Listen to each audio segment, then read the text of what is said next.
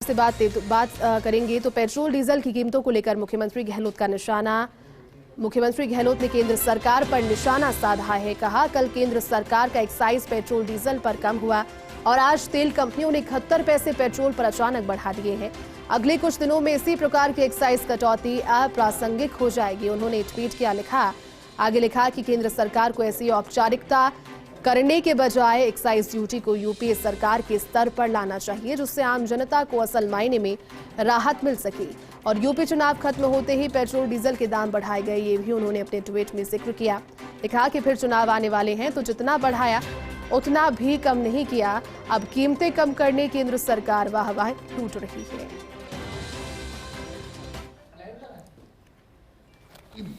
कि जो मार पड़ रही पूरे देश के अंदर, उसका अन्य कारणों के अलावा ये पेट्रोल डीजल की जो दाम बढ़ते बार बार, वो मुख्य कारण है। आप याद कीजिए, जब यूपीए गवर्नमेंट थी तो $140 प्रति बैरल पहुंच गए थे दाम। तब भी यूपीए गवर्नमेंट वक्त में 70 रुपये से ऊपर भाव नहीं गया डीजल पेट्रोल का, आसपास रहा, क्योंकि 10 रुपये से एक्साइज ड्यूटी लगती थी।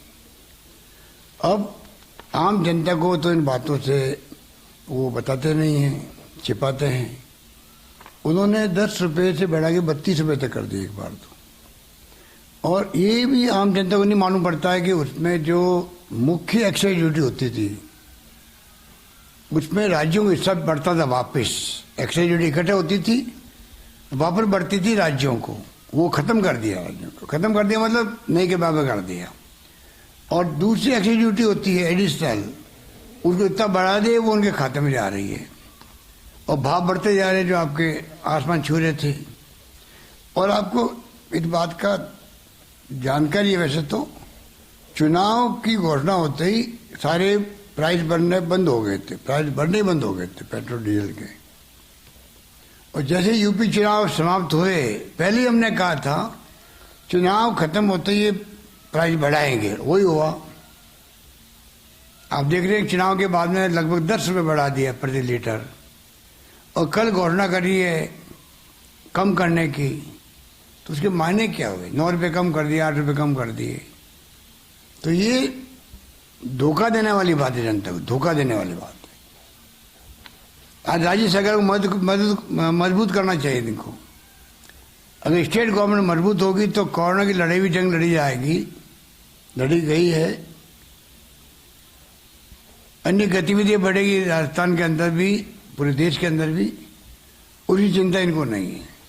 तो चिंता इस बात की है कि जो भाव कम किए गए वो खाली यूपी चुनाव के बाद में बढ़ाए गए थे, वो भी पूरे नहीं, उससे कम भाव कम किए कल।